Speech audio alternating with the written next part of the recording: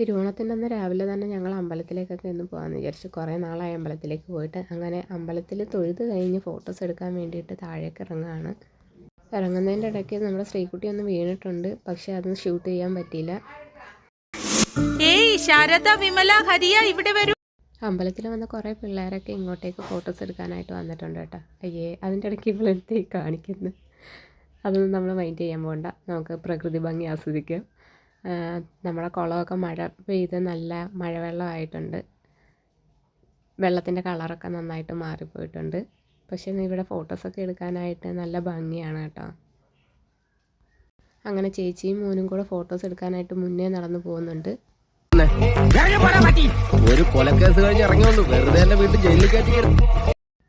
അങ്ങനെ ഞങ്ങൾ ഫോട്ടോസ് എടുക്കാനായിട്ട് ഫ്രണ്ടിലേക്ക് നടന്നു.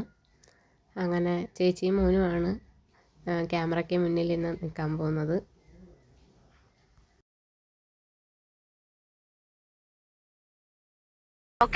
എന്തൊരു ചേർച്ച, ഒരമ്മ പെറ്റ ആളിയന്മാരാണെന്നേ പറയൂ.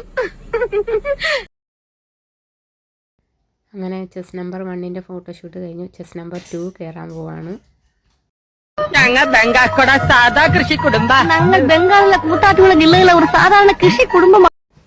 അങ്ങനെ ചെസ് നമ്പർ 2 ഫോട്ടോസൊക്കെ എടുത്തുകൊണ്ടിരിക്കുകയാണ് കേട്ടോ.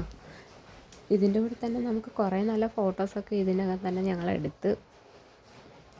പിള്ളേരൊക്കെ ആയതിനു ശേഷം ഇതേപോലെ അമ്പലത്തിൽ പോക്കും ഫോട്ടോസ് എടുക്കലും ഒക്കെ കുറവായിരുന്നു.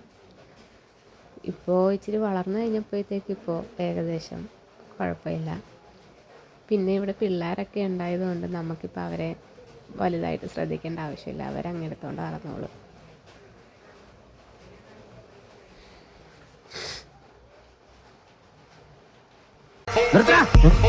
റോഡിലൂടെയാണ് സൈക്കിൾ ഓടിക്കുന്നത്.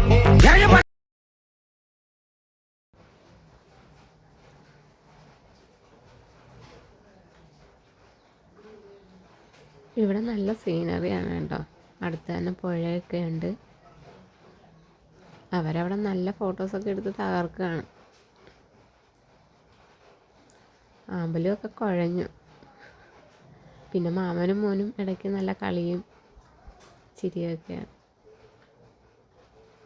ഈ ആമ്പലു ചേമ്പലയിൽ നമ്മൾ പണ്ടൊക്കെ ചെയ്യത്തില്ലേ, ചേമ്പലയിൽ വെള്ളം നിറച്ചിട്ട്. ഇപ്പോൾ ഇതൊന്നും കാണാനേ ഇല്ല. അവളതും വെച്ചിട്ട് നിൽക്കുകയാണ്. ഇതൊക്കെ കാണുമ്പോൾ നമ്മുടെ കുട്ടിക്കാലം ഓർമ്മ വരുന്ന. ഞങ്ങൾ പിന്നീട് അടുത്ത സെറ്റ് നോക്കി അവിടേക്ക് ഫോട്ടോസ് എടുക്കാനായിട്ട് വന്നു നിന്നിട്ടുണ്ട്. അവൻ കുഴഞ്ഞു, അവനിനി വയ്യ ഫോട്ടോസ് എടുക്കാനായിട്ട്. ഞാനപ്പോൾ നമ്മുടെ പ്രകൃതിയെ ഫോട്ടോഷൂട്ട് ചെയ്യാമെന്ന് വിചാരിച്ചു. പിള്ളേരിനി നിൽക്കൽ കുറവാണ്.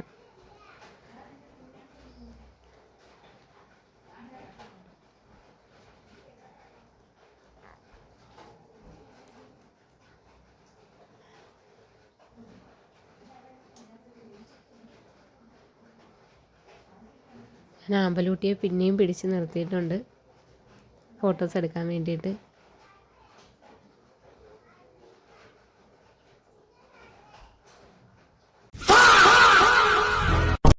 അയ്യേ, ഞാൻ ചാണകത്തിൽ ചവിട്ടി.